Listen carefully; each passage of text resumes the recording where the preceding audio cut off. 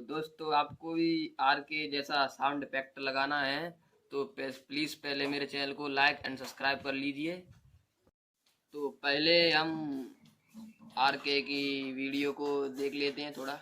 Audi, Mercedes, BMW सभी कंपनियों की कार है, पर अभी तक तो दोस्तों ये है AR के की वीडियो। अब ऐसा साउंड इफेक्ट आपको लगाना हम सिखाते हैं। तो चलो अब बढ़ते हैं वीडियो की तरफ। तो सिंपली दोस्तों आपको प्ले स्टोर में जाना है।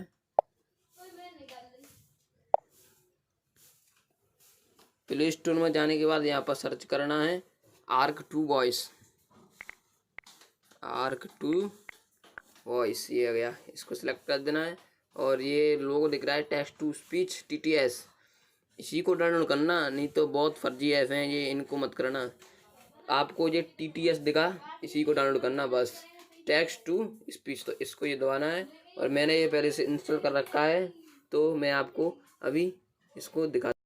तो दोस्तों ये ऐप है, इस पे उसको ओपन करते हैं। अब इसको ओपन करने के बाद यहाँ पर ये आप कुछ भी लिखिए, यहाँ पर मतलब कुछ भी लिखिए कि बादल, कुछ भी लिखिए मतलब। और इसे दबाना है, इस माइक को।